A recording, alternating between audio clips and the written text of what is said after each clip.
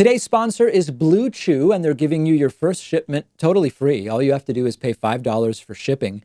Go to bluechew.com, use promo code DAVID. I've put the link right underneath this video. I have a ton of non-Trump news to discuss with you today, and in a moment we're going to be focusing in on Arizona and the Senate race that's going on in Arizona. But before I do that, I want to talk about the Senate more broadly a little bit. I don't know, with everything that's going on, how many people in my audience are following what's going on with the Senate for November of 2020.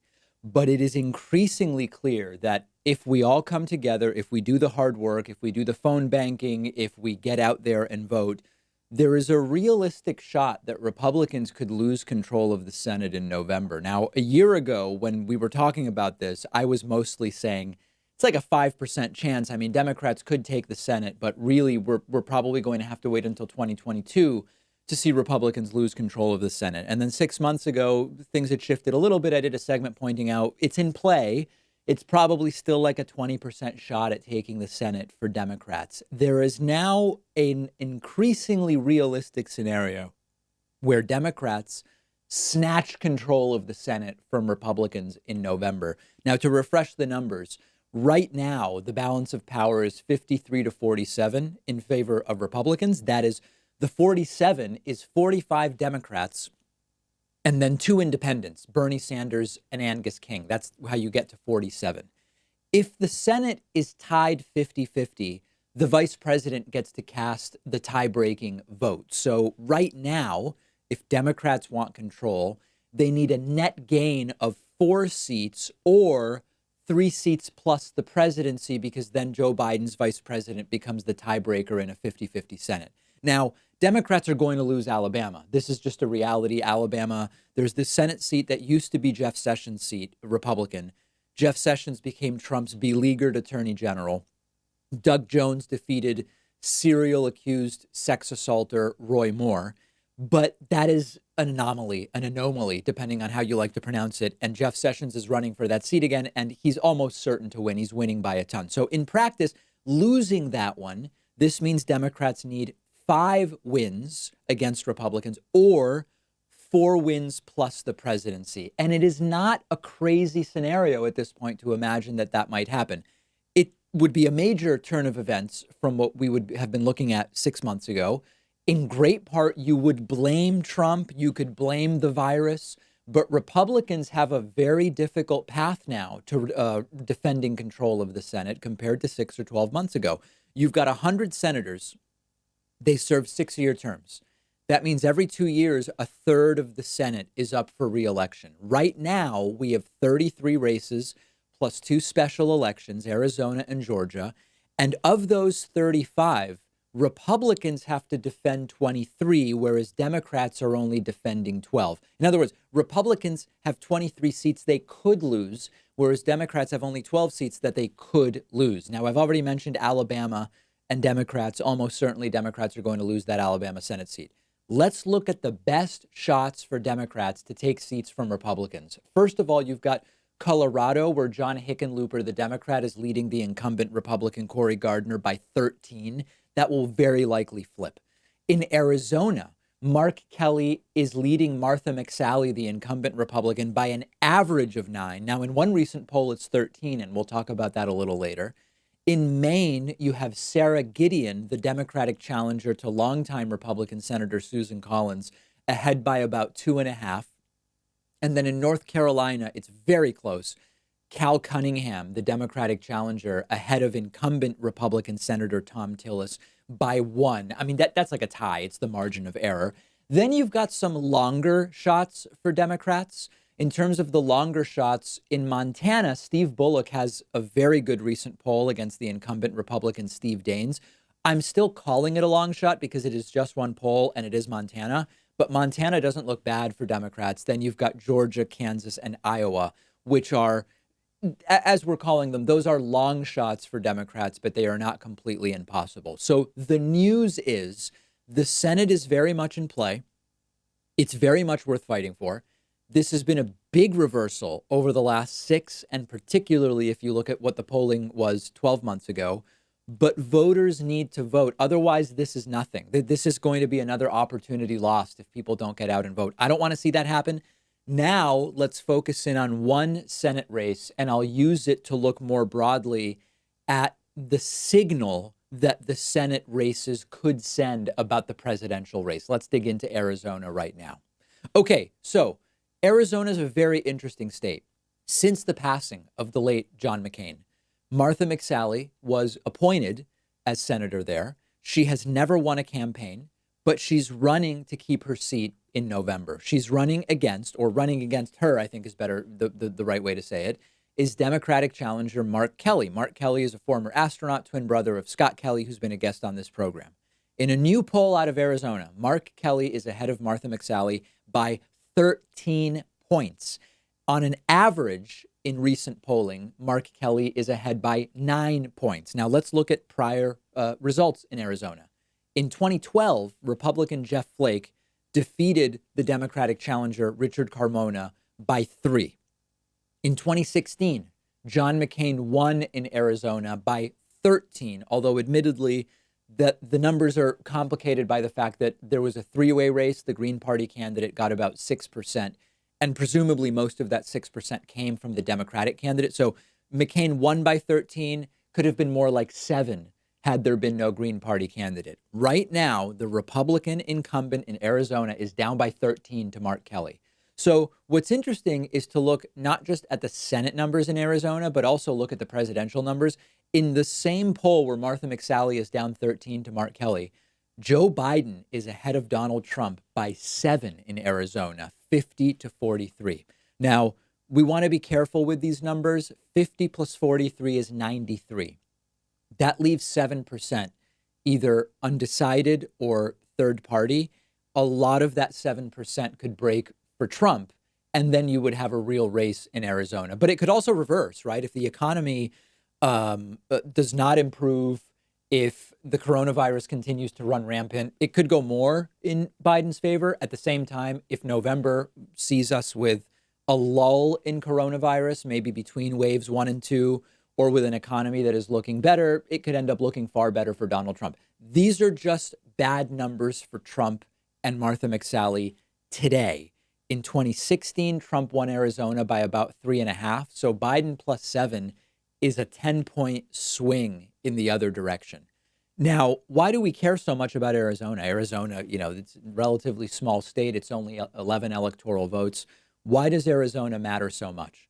What you have to understand is that elections rarely go as 50 completely isolated elections, where what happens in Arizona has nothing to do with what happens in Wisconsin or in Michigan, for example. If you see a big reversal in one place, often there will be a number of other places where you will see a move in the same direction. When you look at Trump's path to victory, all paths to victory reasonably assume that he has to hold Arizona, and probably he has to hold Florida. Florida is a very big question mark for Donald Trump right now, particularly with older voters getting away from Trump and going in the direction of Joe Biden. If Trump doesn't get Florida, Arizona is essentially a must win. And in just about every scenario, Arizona becomes a must win, in addition to Wisconsin, Michigan, Pennsylvania, and North Carolina. Trump can win 270 electoral votes without Arizona, but it's really, really tough. And if Trump does lose Arizona, you have to imagine it's not just that he loses Arizona. He probably loses something else from 2016 as well. This is why looking at the Senate race matters so much. Biden plus 7 over Trump, maybe you believe it, maybe you don't.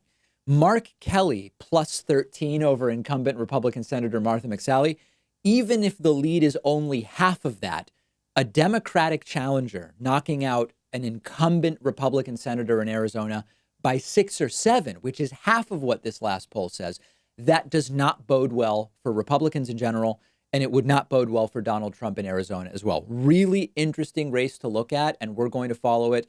In 2018, 6 out of 10 federal offices in Arizona went to Democrats. That could be the turning point year in Arizona for the red-blue balance in that state. And of course, Mark Kelly is no progressive hero, but he is so much better than Martha McSally, and it would be a big win in terms of just their politics as well. Monday is Memorial Day. It's the first day off for the David Pakman Show outside of weekends in 4 or 5 months. We've been going hard with coronavirus. We're just at home, so we've just been working every day. We are going to be taking the day off, but running a huge membership special, one-day membership special. If you've been thinking about supporting the work we do, but the pricing has been dissuading you, Monday, we will email everybody on our mailing list, on our newsletter, with a huge membership discount code. Very easy to get on the mailing list. Just go to davidpakman.com, upper right of the website, type in your email address. Monday, you will be notified about that. We'll take a quick break and be back right after this. The David Pakman Show at davidpakman.com.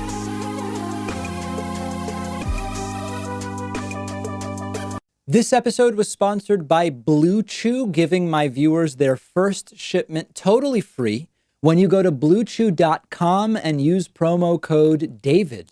It's just a reality that many men, regardless of age, can sometimes benefit from a boost in confidence, a little bit of performance help. Blue Chew is the first chewable tablet with the same FDA-approved ingredients as Viagra and Cialis. Blue Chew being a chewable tablet means it starts working twice as fast as a pill. It's prescribed online. You spend a couple minutes with a short questionnaire. A licensed doctor reviews the information, decides if a prescription is right for you. It's then shipped directly to your home in discreet packaging. No awkward visits to the doctor's office or pharmacy. Plus, it's also cheaper than getting it at a pharmacy. When you go to bluechew.com and use promo code DAVID, you will get your first shipment completely free. Just pay $5 shipping. That's promo code DAVID to get your first shipment of Blue Chew completely free. And I've put the link right underneath this video.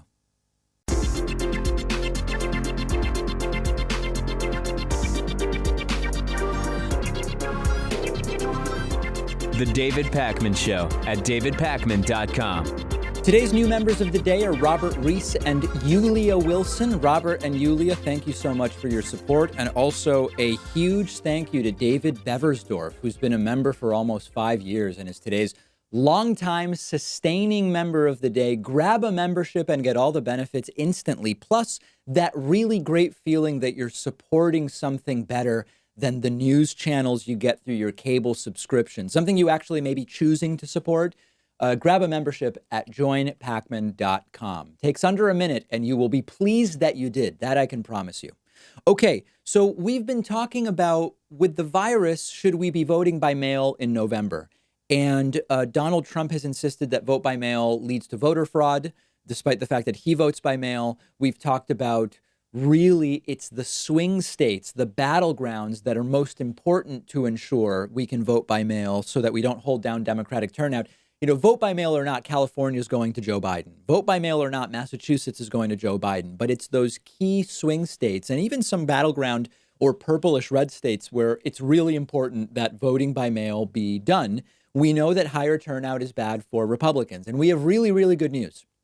Texas federal judge has ruled yesterday that anyone who doesn't want to go out and vote in person in Texas because they are afraid of catching coronavirus is entitled to get an absentee ballot. Now, this is not as good as vote by mail by default, and I'll explain to you why. The best scenario would be the state says every registered voter is going to get an absentee ballot in the mail, whether they request one or not. This is not that. You do have to request an absentee ballot, but in normal circumstances in Texas, you have to justify why are you asking for an absentee ballot. You have to meet certain criteria. And it would be a fight over, does fear of catching the virus qualify you for an absentee ballot? We've now heard from District Judge Fred Beery, and Judge Fred Beery says the disability provision applies to any voter who does not have immunity to coronavirus and fears they would catch it at a polling place. This is a very technical ruling. Texas has this election code which defines a disability as a sickness or physical condition that prevents the voter from appearing at the polling place on election day without a likelihood of needing personal assistance or of injuring the voter's health. The court said fear and anxiety is inextricably intertwined with voters' physical health. And if you are apprehensive about going to the vote, going to the in-person ballot box and catching coronavirus, that is a limit on your ability to cast a ballot. So the court decided lack of immunity to the coronavirus counts as a physical condition. You would be entitled to request an absentee ballot under that pretense. Now, there's a few caveats here. You will be able to do this, request an absentee ballot merely for fear of catching coronavirus until this decision goes to trial or the pandemic goes away. So I don't know how you define the pandemic has gone away. In November, if there are fewer cases, if there are fewer deaths, would that potentially be seen as there is no more pandemic and voters will not be allowed to vote for president by mail? Right now, this will apply to the July elections in Texas, for example. July 14th, there's a primary runoff in Texas. Anybody who is afraid of catching coronavirus will be able to request an absentee ballot. November is still more of a question mark. And of course, Republicans don't like it. They're going to fight to have this canceled by the time of the presidential election. You've got the Texas Attorney General, Ken Paxton, who says that this could be something that opens the door to fraud. And this is the talking point that the right is choosing to die on, essentially. It's the hill they're choosing to die on. Voting by mail should be available to anybody who wants it, period. The entire state of Oregon has had vote by mail for 20 years, more than 20 years. They've put it in place in 1998. They had a ballot initiative. It passed about 70-30. And it's funny how you look at the arguments in 1998 against vote, 97, 98 against vote by mail in Oregon. And it's the exact same thing that Republicans are saying right now. You go back and look at the comments in the 90s in Oregon from people like State Rep Lynn Snodgrass or anti-tax activist Bill Sizemore. In the 90s, they were saying we can't have vote by mail in Oregon. It'll invite election fraud. It'll allow people to pressure others about how they vote. Now, the truth is vote by mail is very popular in Oregon, 81% support in 2003. Really hard to get 80% support for anything right now. But more importantly, 30% of respondents in Oregon in 2003 said they vote more often since vote by mail was enacted. That is what Republicans don't want. That is what scares the hell out of Trump about vote by mail for November of 2020. Let's put vote by mail in place in more places. And let's also understand that we should really focus in on the swing states. Now, on the fraud question, vote by mail does not lead to more fraud. Check out the numbers that we have. Over the last 20 years, 250 million votes have been cast by mail nationally. 1,200 cases of voter fraud in all forms have been identified, 1,100 resulting in criminal convictions. So what do we know? Over the last 20 years, we have had almost no actual voter fraud. It almost always, 1,100 out of 1,200 times, it led to a criminal conviction, meaning you are very likely to get punished and be found guilty if you participate in voter fraud. And when you look at how many of those were with absentee ballots, it's only 200 of the 1,200, okay? So of the almost non-existent voter fraud, 1,200 cases, 1/6 were with absentee ballots. That means 7 or 8 cases per year nationally, okay? 7 or 8, not 7 or 8%, not 0.7 or 0.8%, 7 or 8 cases nationally per year of absentee ballot related voter fraud, which is only 1/6 of the total. Most of them are in person. No methodology is perfect. Fraud is not an issue with vote by mail. Do not let them trick you. Make them provide the evidence of it, because there is no evidence. The numbers are overwhelming. I have to apologize to you today. I made a mistake on a story. I got a story wrong, and I want to fix it today. Donald Trump has been floating the idea of cutting the employee side of the payroll tax for the rest of the year as a way to get more money in people's pockets, people earning under $138,000 per year. I have multiple times said I was supportive of this idea because it is true that it would in the immediate put money back in the pockets of workers earning under $138,000 a year. But I was wrong to support it. I was wrong. And I'm going to explain why today. Now, for people who don't know why or what the payroll tax is, if you are a normal W-2 employee, you don't work for yourself, you're not a small business owner, you just work somewhere like most people do. You and your employer share some taxes that come off of your payroll up until you earn $137,700 per year. Once you get to $137,700 per year, you no longer pay these taxes. There are two taxes, 12.4% towards Social Security and 2.9% for Medicare, okay?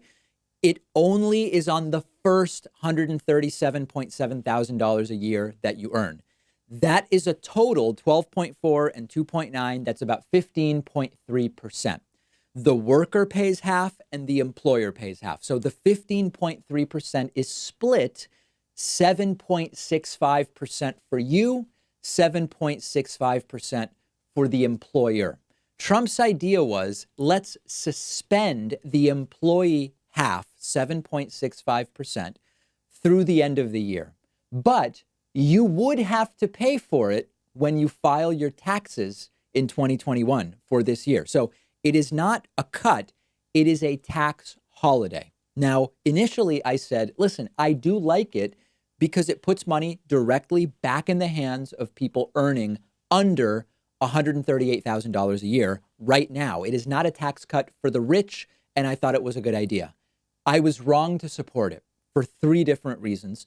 And most importantly, this is another way to actually backhandedly weaken Social Security and Medicare.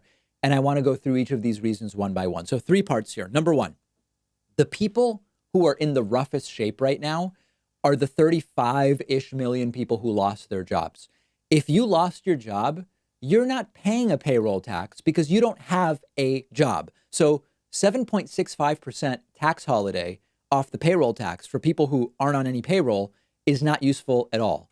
Second, the people who do have jobs are mostly earning the same amount of money. Now, I'm not saying they wouldn't love not to pay this 7.65%, but you've got 35 million people that straight up lost their jobs. So to them, the payroll tax holiday doesn't make a difference.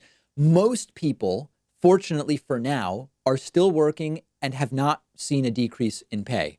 Some people are still working but have seen a decrease in pay, but it is not that many people. The bulk of the workers right now have not seen a decrease in pay or are completely unemployed and thus unaffected by a payroll tax holiday. And then number 3, it is only a tax holiday. This is not a tax cut. If you earn $100,000, for example, in a year, that means in the second half of the year, you would expect to earn about $50,000. For now, saving 7.65% puts $3,800 back in your pocket. But it is only a tax holiday. When you file your taxes in 2021 and you punch in how much you've paid for Social Security and Medicare, TurboTax or whatever, your accountant, whoever, will spit out, hey, that $3,800 you didn't pay in the second half of 2020, you've got to pay it back in right now because it was only a tax holiday. So doing this payroll tax cut would target a relatively small group. It would deprive the government of $950 billion in revenue through the end of the year. It would weaken Social Security and Medicare, which could then open the door to dirty tricks from people like Trump and Larry Kudlow and others to say, hey, we got to do something with Social Security and Medicare. We don't have that much money because of the tax holiday you put in place, and you've still got to pay it back next year. So we can't let them do it. I apologize that I was supportive of this early on. Given everything we now know, I cannot in good conscience support this, and I'm sorry that I suggested that it would have been a good idea. We're going to continue following this on Instagram. Our Instagram is David Pakman Show. You can also follow me on Instagram personally at david.pakman. We'll take a quick break and be back right after this. The David Pakman Show at davidpakman.com.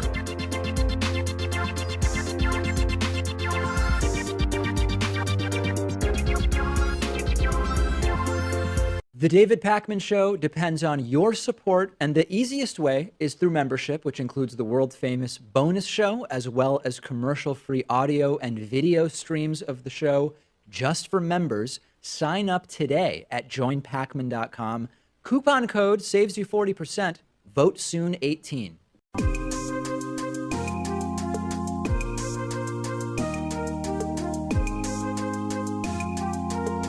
Welcome back to the David Pakman Show. So last week I mentioned that I would be significantly limiting my coverage of the so-called Obamagate scandal because floating these conspiracy theories is how Donald Trump wins. It's how Trump distracts. It's how Donald Trump creates cover for himself. And in this case, Donald Trump has failed on coronavirus. He's fired 4 inspectors general in the last few months. And the way Trump distracts from this is to get media debating Obamagate, get media talking about his supposedly taking hydroxychloroquine. So I'm going to do this today because there's actually something to tell you about, which is a leaked document that shows that Barack Obama acted completely appropriately back in 2016 and 2017 when it comes to the Michael Flynn investigation. Now, I also, there's people in my audience who may not even really know what the Obamagate scandal supposedly is. Donald Trump clearly doesn't really understand it. He called it the greatest political crime in the history of the United States. And yet when he was asked for an explanation of what crime was committed, Trump didn't know, or he refused to say, and he went on to attack the journalist who asked the question. But generally, and I don't want to spend an hour on this because it's just not worth it, but we do have news today. Generally, Obamagate is related to the investigation into Donald Trump's disgraced former national security advisor, Michael Flynn, and Michael Flynn's eventual guilty pleas on multiple counts. The allegations, generally speaking, of Obamagate are Obama acted inappropriately. He pushed law enforcement to do this or that to Flynn. Obama was the puppeteer of a political hack job on Flynn in order to attack Trump, even to remove Trump. And it was all illegal, despite the fact that we still don't have clarity on what crimes supposedly were even committed. If you really want to know more about the details, you can find them, but it's just not even worth explaining it to you. We now have a released, unredacted memo from Barack Obama's then National Security Advisor, Susan Rice. This is what's called a contemporaneous memo. It's dated Friday, January 2017. It's a summary of her notes from the January 5th meeting that is the center of a lot of this. And again, I sort of don't want to go deep on this because it's a huge waste of time, but I want to get some of this on the record for everybody. In the letter, in the memo that Susan Rice wrote, she says, there was a briefing from the intelligence community about Russian hacking during 2016. And after that briefing, there was a meeting which she participated in. The meeting involved President Barack Obama, then FBI Director James Comey, Deputy Attorney General Sally Yates, Obama's National Security Advisor Susan Rice, who wrote this memo, and Vice President Joe Biden. So good, we know who was there. Susan Rice goes on to say, President Obama began the conversation by stressing his continued commitment to ensuring every aspect of this issue is handled by the intelligence and law enforcement communities by the book. Okay. The president stressed he is not asking about initiating or instructing anything from a law enforcement perspective. He reiterated that our law enforcement team needs to proceed as it normally would by the book. It goes on to say, Obama wants to ensure that in their interactions with the incoming Trump administration, they know if there are reasons they should not share information fully about Russia. James Comey then confirmed they will go by the book and added that he has some concerns that incoming National Security Advisor Michael Flynn is speaking more frequently than would be normal or typical with Russian Ambassador Sergei Kislyak, and it could be an issue when it comes to sensitive information. Comey said potentially the outgoing administration, the Obama administration, should be careful about passing sensitive information related to Russia to Michael Flynn because of the unusual level of communication between Flynn and the Russian ambassador. It's there in black and white. Obama wanted nothing special. Comey had these concerns, period. There is no crime there, particularly on the behalf of Barack Obama. The only shocking thing about this letter is how apolitically and professionally Barack Obama handled this, which I know seems inconceivable in the era of Donald Trump. Now, there's a few other things to mention. Barack Obama warned Donald Trump about Michael Flynn during the transition period. If Barack Obama were involved in shady business, why on earth would he call attention to it by mentioning Michael Flynn to Donald Trump? Why go to Trump and say, be careful with Flynn, if Obama is the one working on a criminal, trumped up, bogus hack job of Michael Flynn? It makes no sense. Now, lastly, there are people arguing that the proof that the FBI entrapped Michael Flynn is there are notes from January 24th, before a Michael Flynn interrogation, where they said one of the goals of this interrogation is to get Michael Flynn to lie. And there are people who are wildly saying that's proof that it was a setup. This is a perjury trap. This is entrapment. I hate to break it to you guys, but this is nothing controversial. These are FBI notes in advance of an interrogation about their goals for the interrogation. It's done all the time. Flynn had already lied at that point, and what they are making reference to here is they want to get Flynn's repeated lie on the record. This is not a perjury trap. There is also, perjury trap has a very narrow definition, and it's when there is no reason to suspect a crime has been committed, and you bring someone in for an interview only to get them to lie, absent any information that they've already lied in the past or have been potentially involved in any other crime. 999 out of 1,000 times when the term perjury trap is used, it simply does not apply. Michael Flynn lied multiple times. He pleaded guilty to 2 counts. He had denied that he told Kislyak to back off from escalating the situation in response to sanctions. That was a lie. He lied about a follow-up phone call. I think there was a third matter Flynn lied about that I now can't recall. And given the number of lies that Flynn told, he actually got a pretty damn good deal. He's a retired U.S. general. He got money from at least one foreign government, Turkey. He could have been charged with conspiracy. He could have been charged with failure to register as a foreign agent like his business partner Rafikian did. And in the end, he actually got a pretty good deal. Lastly, if James Comey had it in for Trump and wanted Hillary to win, and this Flynn thing was part of that, why did Comey not once but twice hold an optional press conference to talk about the investigation into Hillary Clinton's emails? Not once but twice, including right before the November election. It makes no sense. It is a really dumb way for Comey to hurt Trump and help Hillary, to hold 2 press conferences or press briefings, public statements, talking about the investigation into Hillary Clinton's emails. So this entire Obamagate thing has backfired. It has spectacularly imploded. And very quickly, you are starting to see the people around Donald Trump move on to new things. And it is all to distract from Trump's horrifying pandemic response. This is how Trump wins. Every document that comes out shows that Barack Obama certainly committed no crimes. It shows James Comey handled this in a way that corresponded with how you would have to sensitively deal with something when you know you have an incoming national security official that has to be investigated. It has evaporated before our very eyes. Okay, we have to talk about yesterday's cabinet meeting. Donald Trump had a cabinet meeting in front of the cameras yesterday. The president's cabinet is a very important organization, entity. It's part of the executive branch. There are 23 members, plus the vice president, 15 principal officers, 7 other members. Trump is the chairman of the cabinet. The cabinet is a really big deal. And yesterday's cabinet meeting was a veritable House of Horrors freak show. And I would be doing everybody a disservice if I pretended that this didn't go down. So this is going to be a little painful, but come along with me. We are going to spend some time today going through some of what took place yesterday. Starting with what was a completely insane moment, Donald Trump was asked, given that minority communities are disproportionately affected by coronavirus, what specifically are you doing for them? Trump didn't answer. And at one point, Trump essentially listed races and ethnicities. Take a look at this. President, you continue to talk about helping minority communities. What specifically are you looking at to help those communities? What actions? So one of the things I was most proud of was the minority community and all of the work we've done for the minority communities. Black unemployment, Hispanic unemployment, Asian unemployment was the best ever in the history of our country. We've never had anything like it. We've never had so many African-American jobs ever in the history of our country by far.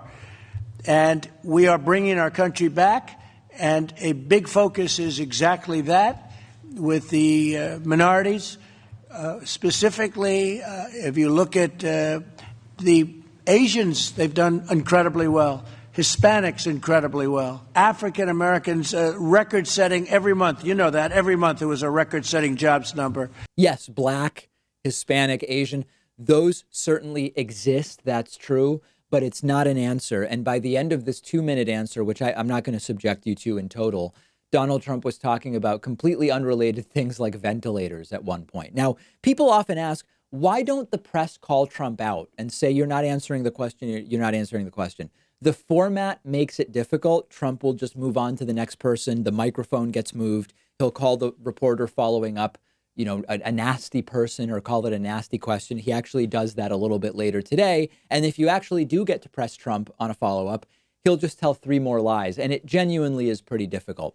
Now, of course, the topic of hydroxychloroquine came up the day before yesterday. Donald Trump claimed that he's been taking hydroxychloroquine prophylactically for weeks. And Donald Trump claims that the best randomized controlled trial that we have about hydroxychloroquine is a fake false study. The FDA has said hydroxychloroquine should not be used outside of a hospital setting or... No, that's not what I was told. No, there was a false study done where they gave it to very sick people, extremely sick people, people that were ready to die. It was given by obviously not friends of the administration. And the study came out, the people were ready to die. Everybody was old, had bad problems with hearts, diabetes, and everything else you can imagine. So they gave it. So immediately when it came out, they gave a lot of false information. Just so you understand, great studies came out of Italy on hydroxy. You know what I'm talking about, right? Right? So it's true. It was given to people sick enough to already be in the hospital. That is true. But it was not a fake false study. It was a proper study. It had a placebo group. It had randomization. It's the best study we have so far. Now, let me go back to just that last moment of Trump's answer briefly. Trump does seem to forget what the drug is called there. He seems to glitch. He says hydroxy, and then he has this vacant look in his eyes. He seems to forget what he's talking about, fumbles to recover, and asks the reporter if they know what he's talking about. Take a look at that moment again. And just so you understand, great studies came out of Italy on hydroxy. You know what I'm talking about, right? Right? Great studies came out. Really strange stuff, for sure. Trump falling apart completely. Now, one more glitch here. Trump said something about doxes. I guess he was trying to say doctor here. Ourselves, many doctors, many doctors came out and they said, it's great. Now, you have to go to a doctor. Okay, so that one doesn't need too much more discussion. And then lastly, on hydroxychloroquine, here is Trump saying that hydroxychloroquine doesn't harm anyone, which is untrue. There are people who have been harmed by taking this medication. Is true, one way or the other, whether you like it or not. It's been around for 70 years. Unbelievably effective for malaria and for lupus, and probably effective for arthritis. And what has been determined is it doesn't harm you. It's a very powerful drug, I guess, but it doesn't harm you. And so I thought, as a frontline defense, possibly it would be good. And I've had no impact from it. I feel the same. I haven't changed. I don't think too much. And at some point, I won't take it. Might be soon, might be a little bit. It doesn't seem to have any impact on me, but it seems to be a extra line of defense. And it's gotten tremendous reviews from some people. He's not a different person as a result of taking the drug. That's good to know. Now, here's a really odd moment. Treasury Secretary Steven Mnuchin announced they're going to be sending out debit cards to people with stimulus money instead of checks or direct deposits in some cases. And he actually takes out and presents a debit card to Trump with Trump's name on it. And he seems to be explaining to Trump how debit cards work, which actually is not super surprising. What a debit card looks like with your name on it, Mr. President. Now, there's no money for you on it. This is a blank debit card, but I want you to see what many Americans will now get so that we could get their money to them even quicker. And going forward, we think debit cards are a safe and secure way of delivering refunds. So, do I sign the letter much. again or not? But the next time we send money, you'll get to send another letter. All right. Thank you, Steve. Steve's had a great career. Now, it is quite possible that Donald Trump doesn't know how debit cards work. He's been a rich guy his whole life. He may not understand how a debit card works, but my question is whether this is actually a good idea. If you send someone a debit card, how do you pay rent with that? How do you pay your mortgage with that? You often can't pay those with a debit card. And when you do, you sometimes pay 3, 4, 5, even 6% in fees. So it seems like a strange idea to me, quite frankly. We certainly need to learn more about it. And then here is Donald Trump once again calling a female reporter rude and telling her that's enough of you when she tries to follow up. Go ahead. Mr. President, why haven't you announced a plan to get 36 million unemployed Americans back to work? You're overseeing historic economic despair. What's the delay? Where's the plan? I think we've announced a plan. We're opening up our country. Just a rude person you are. We're opening up our country. We're opening it up very fast. The plan is that each state is opening, and it's opening up very effectively. And when you see the numbers, I think even you will be impressed, which is pretty hard to impress you. Yeah, go ahead, please. A lot of these jobs are not coming back. Go ahead. Thank you, Mr. And then very last thing, this is a bonus from earlier in the day. This was before Trump's cabinet meeting. Trump was asked about Nancy Pelosi's comment about him the day before, that as a morbidly obese man, as she put it, Donald Trump should not be taking hydroxychloroquine. And here's how Trump reacted. These people are sick.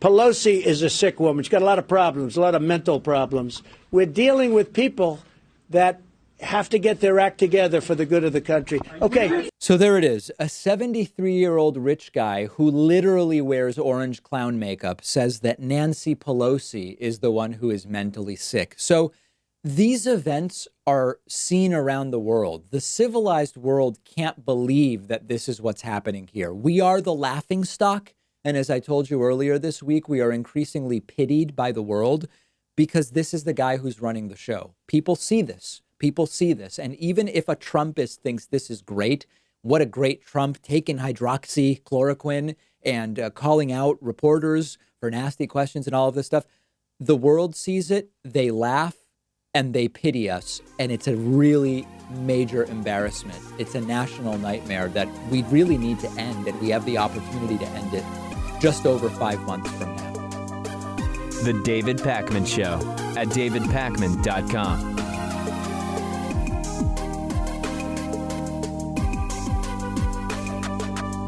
The David Pakman Show depends on the support of our viewers and listeners, and one way to keep us going is through Patreon, where you can pledge as little as $1 per month or as much as you want at patreon.com/David Pakman Show. Great perks and benefits as well. Read about them.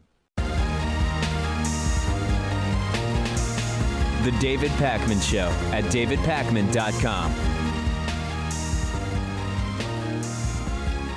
Florida has fired the scientist who created their coronavirus dashboard that tracks, most states have something like this. It tracks daily cases and deaths and other data. And it is alleged that she has been fired because she was refusing to manipulate, or I would call it falsify, data for political reasons to make reopening seem like a more reasonable thing to do. Now, this scientist's name is Rebecca Jones. She put together these dashboards so that you could go and see in real time where are the outbreaks, where are the cases and deaths. She wasn't paid for this additional work that she did. She did it over a 2-month period. And it is claimed that she was told to censor or manipulate some data, and she refused to do it. She was told manually change some data to help build the case that reopening makes sense. And she refused to do it, as she says, and she has now been fired. Now, the interesting thing about this coming out of Florida is that I guess it was almost 2 weeks ago. I think it was on not the last Friday show, but the previous one, or maybe the one before that. Time is all blending together. We had reports from a few weeks ago that Florida was already being accused of being dishonest about their deaths, and they were shielding cause of death from these reporting agencies. This, if true, is North Korea-style propaganda. Too many deaths and cases to reopen, just make up different numbers, no problem whatsoever. And again, I think it's important to underscore that a lot of the headlines say that she was refusing to manipulate data.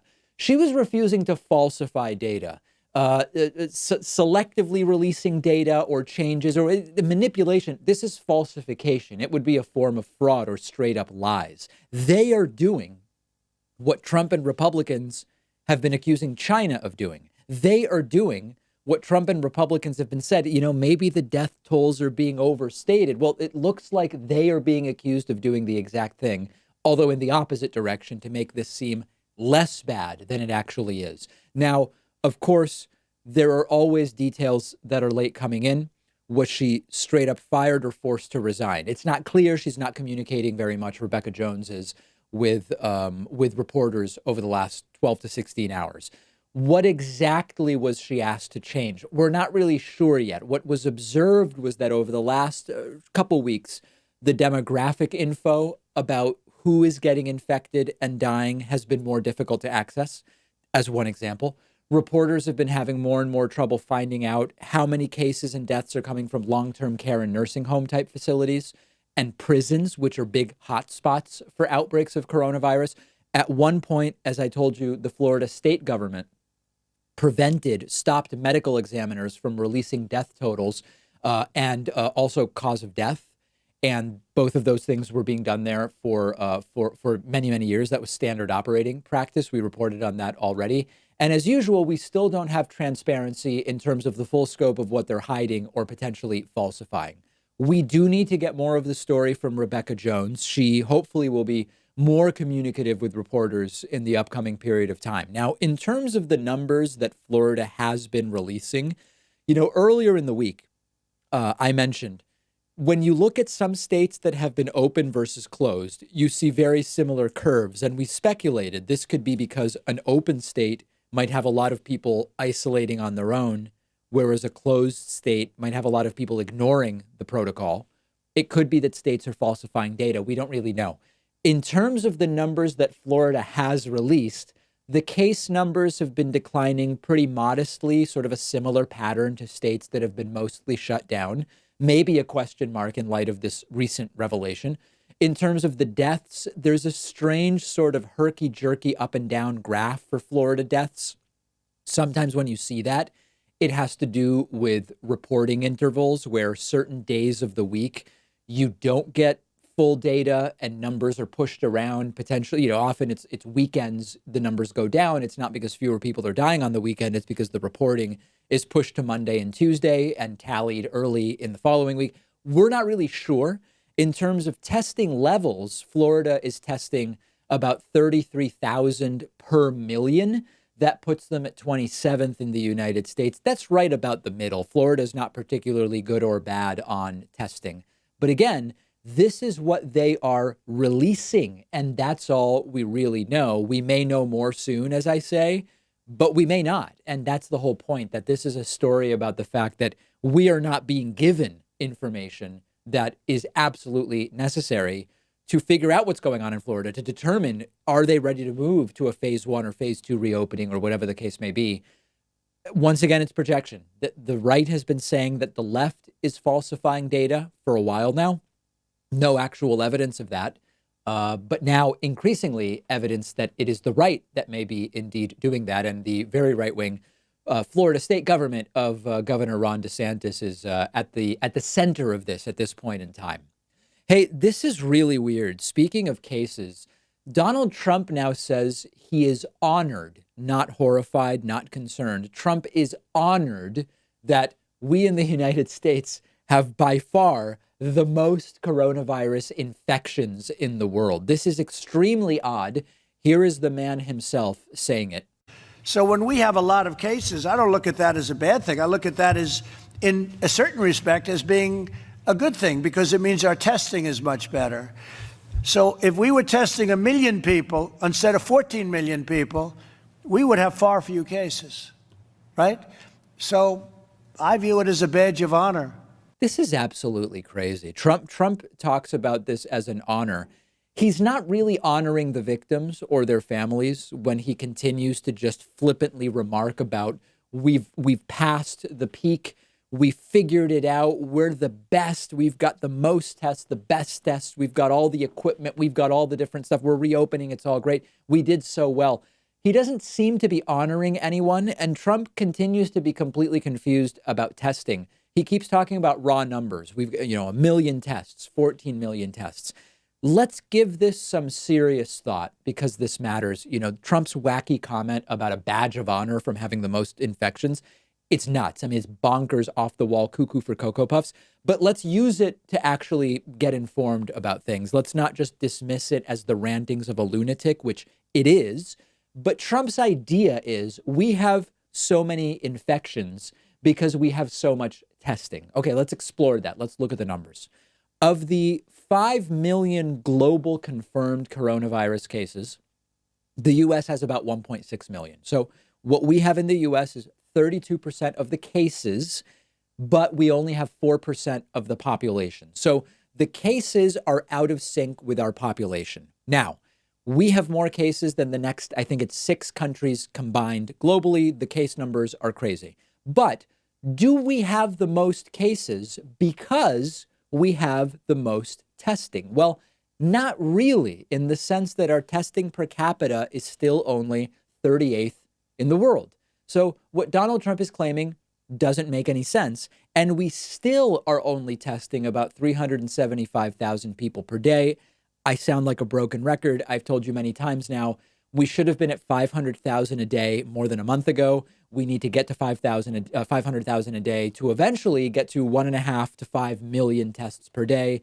That's what you need to really be doing significant surveillance testing, where you would say, listen, regardless of symptoms, if you are 65 or older, you need to go and get a test this week. Okay, next week, if you are between 55 and 65, go and get a test. You need 1.5 to 5 million tests a day to be able to start doing that kind of surveillance testing. We are nowhere close to that even still. Let's move on to the next analysis. Maybe most importantly, there is no doubt that case numbers do depend on testing, even if the U.S. is only 38th per capita in testing. But deaths do not depend on testing. And when you look at deaths per capita, the United States is 12th highest in the world in deaths per capita out of more than 180 countries, as Donald Trump often likes to say. Our deaths per capita, not total deaths now, okay? Of course, we're number one in total deaths, but that's different. We're talking about deaths per capita. Deaths per capita, the United States is the 12th highest out of more than 180 countries. So a lot of people have been writing to me saying, David, you've got to talk about this with Joe Rogan next time you go on. I do hope that this comes up next time I go on and talk with Joe Rogan about it. I want to get the data out there. And the frustrating thing about this is that it's shocking how many people are making claims about cases, deaths, testing, without understanding that you can just go find the data. Very often, I will tweet a screenshot of testing numbers per capita, deaths, whatever, right? I'll tweet it. And in the responses, people are responding to things where it's implicit that we just don't have access to a bunch of this data. The data is available. And one of the things that, if I get an opportunity at some point soon to talk with Joe Rogan about this, it's not going to be about attacking anyone or proving anybody wrong. It's going to be to point out that we don't have to speculate about a lot of this stuff because we have the data. Now, if you want to argue there is something missing from the data or the data is inaccurate in some way, I welcome that discussion. It seems increasingly when we look at places like Florida that the inaccuracies go in favor of those who want to pretend that this is no big deal. But I welcome the opportunity to do that. Okay, we have a voicemail number. The number is 219-2-DAVID-P. That, for people who aren't able to translate that into numbers, I want to mention that the number is 219-232-8437. You can call it any time of day. Here's a voicemail about an issue that also I look forward to opportunities to clarify on other programs. And it is about whether the U.S. is the worst or not on our coronavirus response. Take a listen. We have the worst record of anybody. We have 1/3 of the deaths, 1/3 of the cases of the whole planet. There's no doubt that we're the worst in the world. There's absolutely no doubt. Okay. So here's where I am on this. I don't know that the United States coronavirus response has been the worst in the world. And I've been careful not to say that.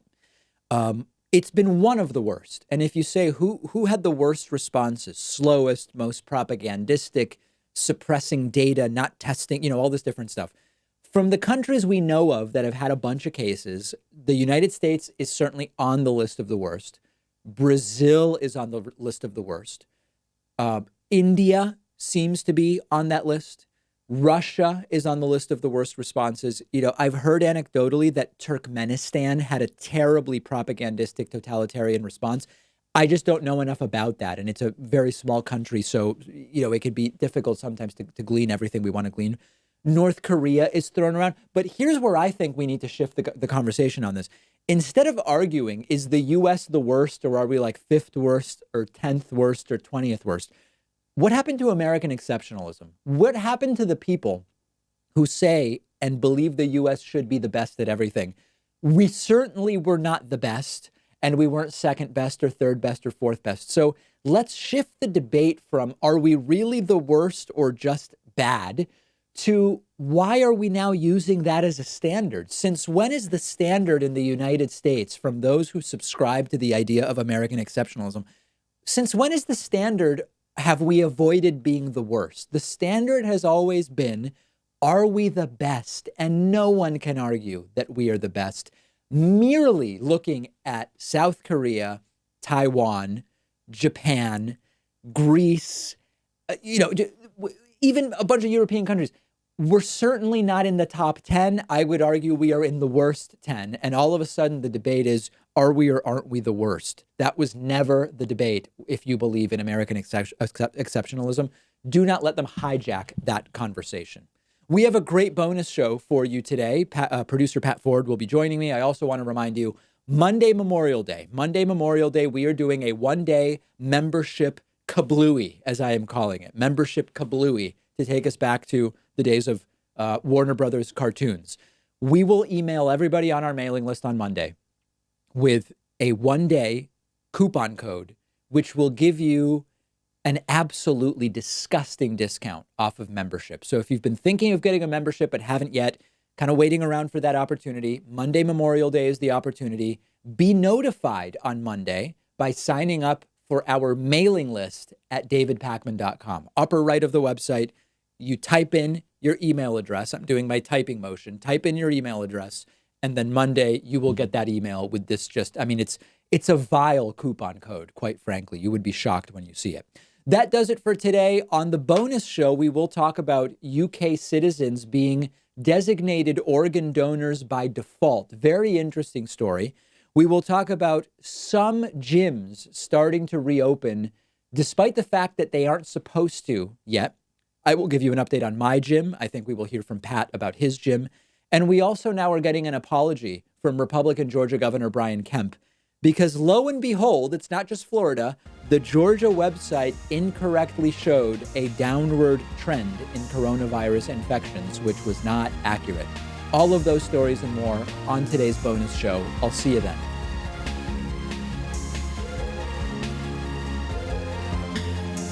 The David Pakman Show at davidpakman.com.